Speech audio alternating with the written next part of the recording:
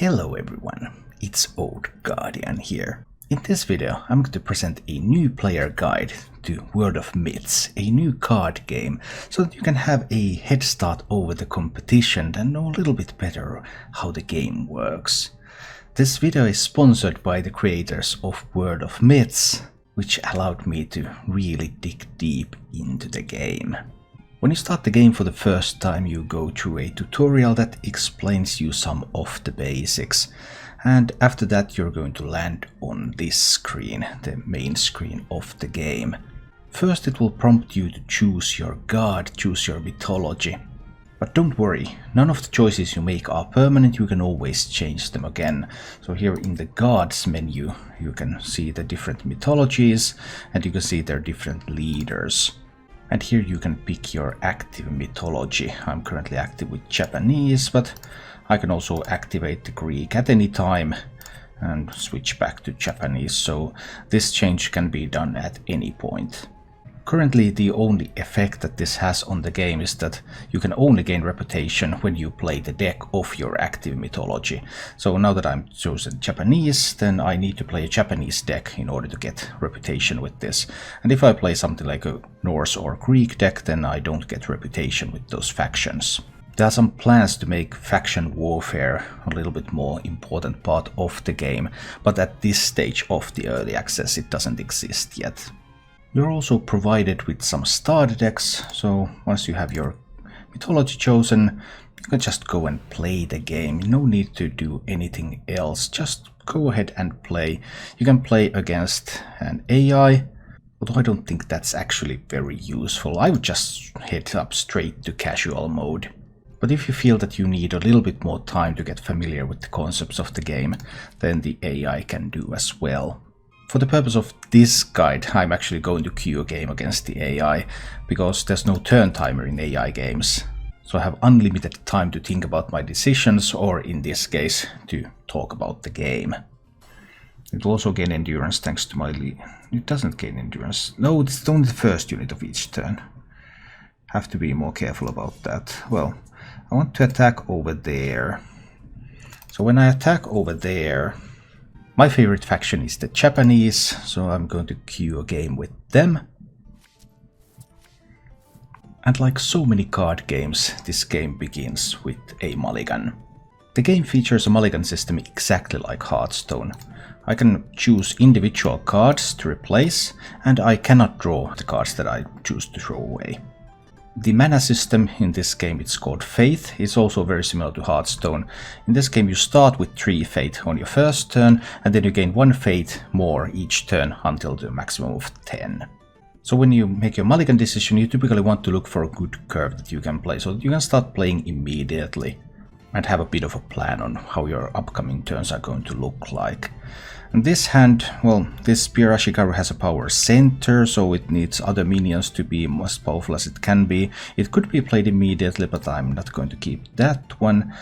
I'm actually not going to keep any of this, because I really want to get a card that costs 3 mana to be played on my first turn.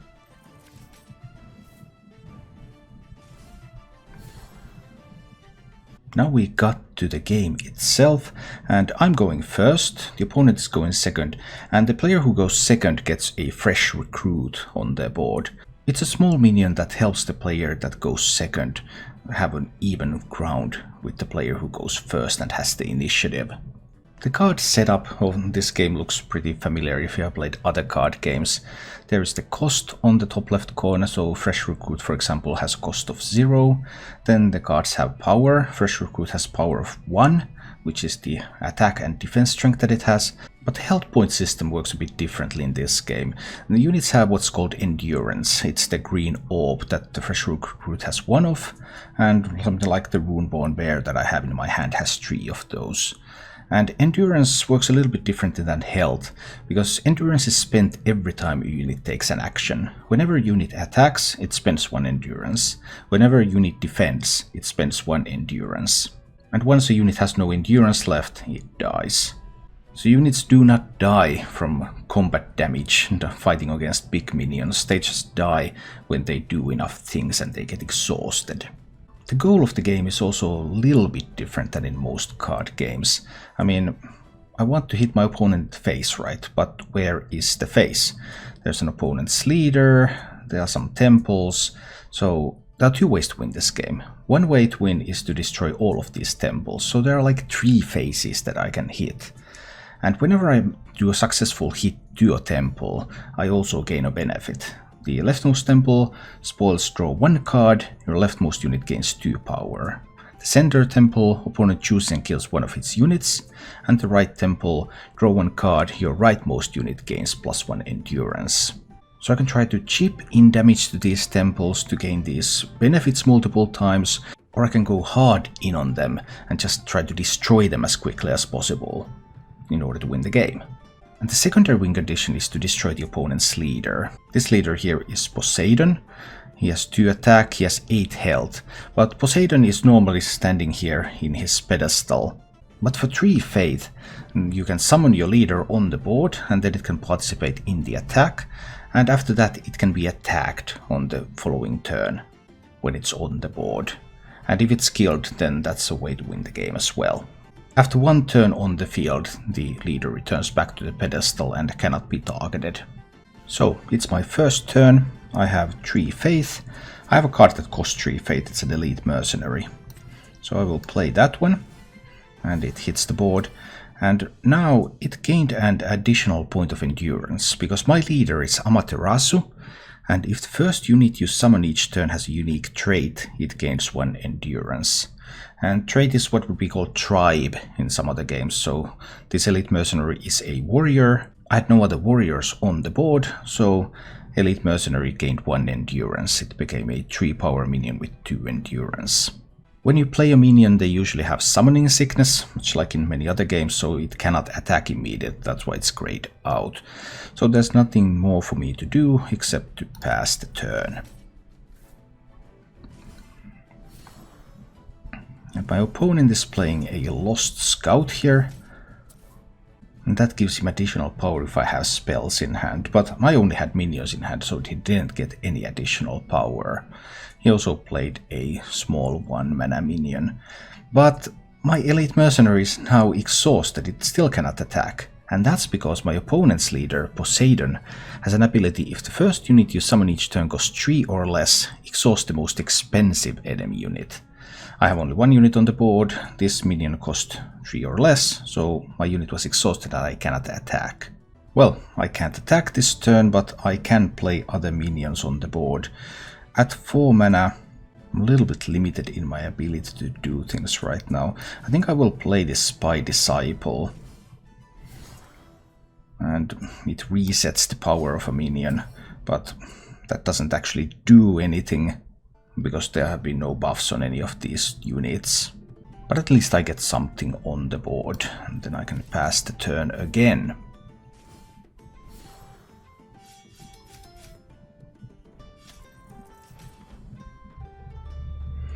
So my opponent played a Vanguard Soldier. It's a pretty small minion, so it exhausted my most expensive unit again. This time my most expensive unit was the Spy Disciple. And my opponent is now attacking. You choose attackers during your turn, and they attack at the end of your turn. So my opponent chose the attackers, One-Eyed Farmer, Lost Scout. He's targeting this temple. So you choose and kill one of your units, so if I let them go through, I will have to choose and kill one of my units.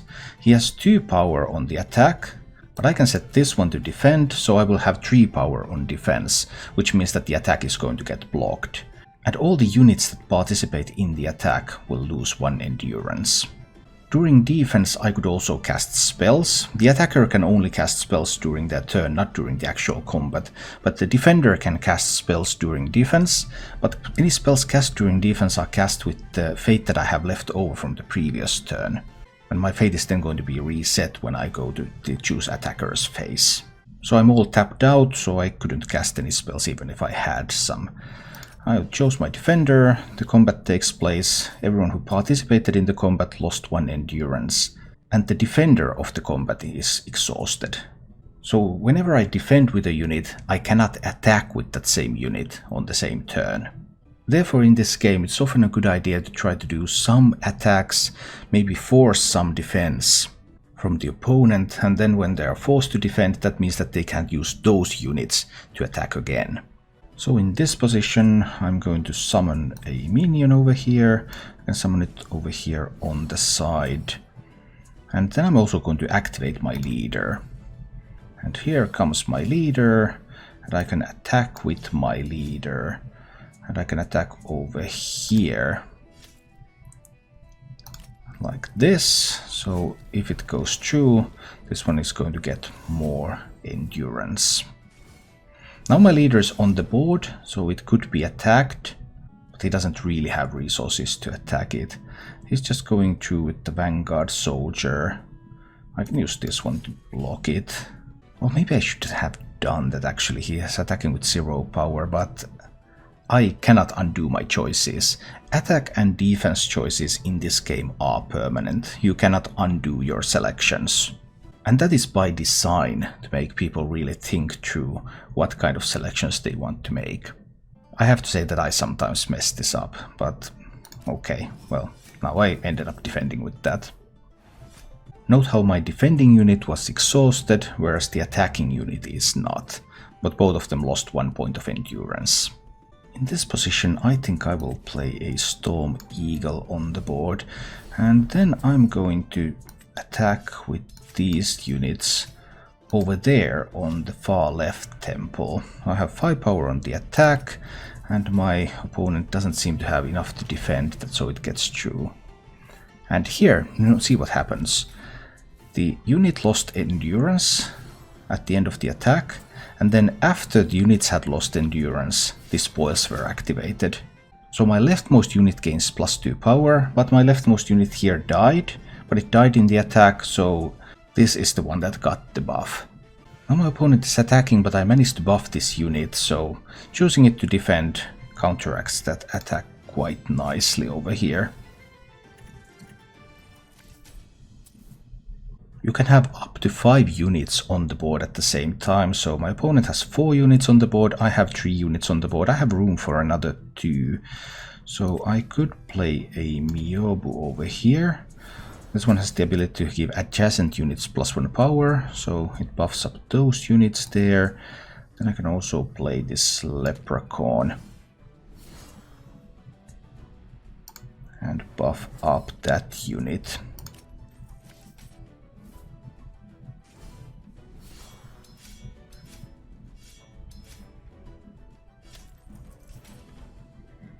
My opponent is attacking again. My units are pretty well buffed. Right now my board is full, so if I block with something that doesn't make my board smaller, I can't play more units next turn. I'm actually going to block with the Spy, because Spy has only 1 endurance left, so Spy will be destroyed during defense, but that frees up some board space so that I can play more stuff next turn. So here I can go for this card. It can give a little bit of buff over there.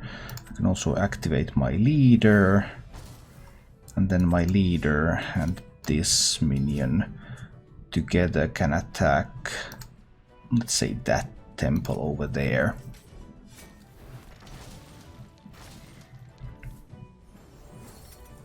So once again I had a minion over here with pretty high endurance, and it was able to get the power buff. My opponent is attacking with a lot of minions. I think I want to clean up some of my board again, so I'll defend with this one and with this one. So then when I choose them for defense, I get some board space and I get some buffs going pretty nicely again. In this position I will go for the bear here, and I will also go for attack with these 2 minions to that far right temple.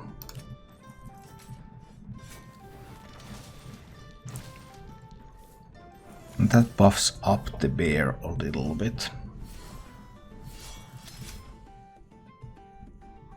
Now my opponent is attacking with 7 power, so I need to be defending.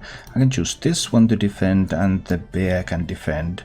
That will give me 7 defense, and it will also again get rid of 1 of the minions on the board, so I will have some space again to play new stuff. On this turn I choose to go with this minion here, buff up the leprechaun a little bit, activate my leader, and then we're going for a big attack that the opponent will need to defend.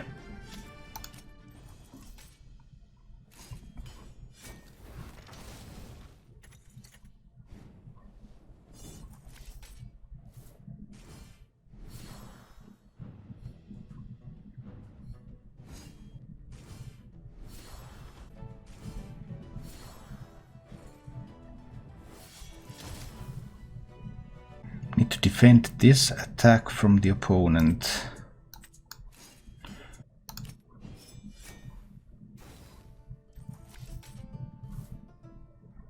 I still don't have quite what it takes to finish off this game. So I'll just summon a big minion. Go for some attacks that need to be defended.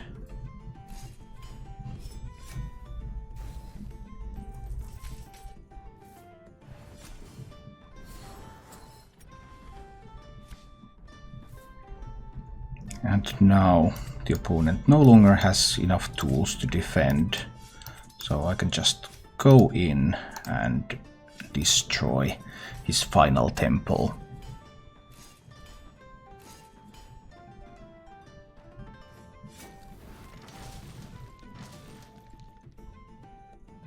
That's a win. That was some gameplay with the starter deck, but you probably want to get some new cards as well. So there are quests in this game, there are daily quests. You get 1 new quest every day, and those award you with gold. There are also various achievements in the game. So when you play the game, you achieve these achievements, and they also reward you with gold or gems. And these are used by card packs. Overall, the system is very familiar for anyone who has played card games. You buy card packs, you can buy card packs either with real money, or you can buy card packs with gold that you earn from daily quests, and card packs give you more cards to improve your decks. So right now I have enough gold that I can buy a pack with the gold that I have earned from the quests. Purchase has been successful, yay, and then I can go forth and open the pack. And pack looks much like packs in other card games. 5 cards, at least one of these is going to be rare or of higher rarity. The rarity symbol in this game is these small orbs in the bottom corners of the cards. So in this case I opened a pair of commons and 3 rare cards.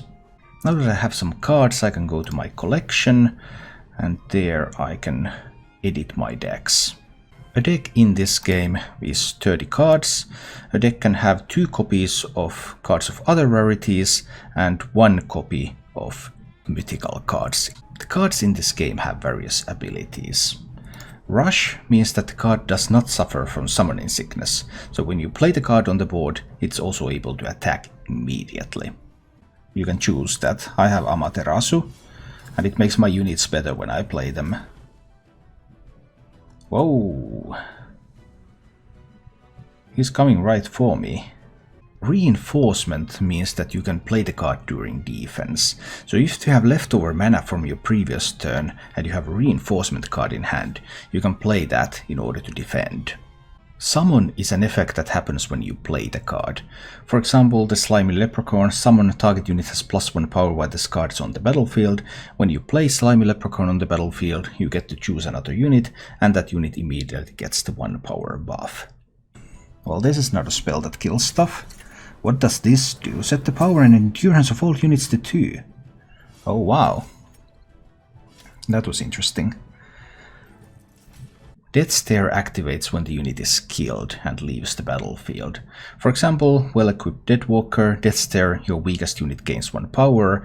If you have multiple units that have the same amount of power, they are all the weakest unit, then it's decided randomly. But if your units have different amounts of power, then the weakest one is going to gain 1 additional power whenever the well-equipped Deadwalker dies. with this one into the middle temple. And now either he blocks with that big one, or he will lose a minion. Okay. Center is a positioning-based ability. It is activated whenever the unit has other units on both sides of it. So you need at least 3 units on the board, and the unit with center ability needs to be the one in the middle. Like Vanguard Soldier, whenever there's units on both sides of Vanguard Soldier has +1 power. Challenge is an ability that is activated whenever the unit attacks alone. So if this unit is the only one that's attacking, then it can be only blocked by 1 defender. And this is really powerful if you have a big unit with challenge and the opponent doesn't have a defender of equal size, then that means that your attacks are guaranteed to go through.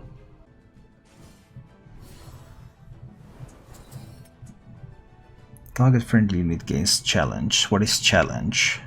When attacking alone, your enemy can declare 1 defender. Oh, I didn't know such a feature existed. Seems powerful. So that means that he can just attack with that one alone. Oh, that was really nice ability. Alright. That's strong. Bushido is an effect that's activated when the unit attacks alone. For example, the Odachi squad, when it attacks as the only attacker, it has +1 power. Ethereal means that the card does not go to the graveyard. When the card is used, it is removed from the game. And by the way, Back to Dust is one of the most powerful cards in this game. Just try it sometime. Play it during your defense, and then when your turn starts, you start playing out units and take over the game. Fine, I'll let him draw a card. Let's do this. No defense. He gets to draw a card, but then I get to play a card, and I get to activate my leader, and my leader gets to attack this temple, and that will buff up the bear.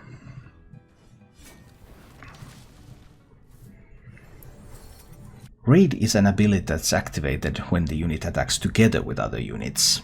So Haki, the raid leader, 2 power, but if it attacks together with another unit, it gains an additional 2 power during that attack. So that's actually going to be 11 power. That's pretty strong stuff going on. So that's going to be 11 power attack coming in. Wing is an ability that's activated when the unit is on the far side, either the far left or far right of your units. You need to have at least 2 units for there to be a wing. For example, Phoebe's Amazons regularly has 2 power, but if it's on the side of your board, then because it has wing, has +1 power, then it has 1 power more. World of Myths is available on Steam right now. You can find links down below in the description. I hope this introduction gives you a little bit more insight into how the game works and makes it easier for you to destroy your opponent's temples.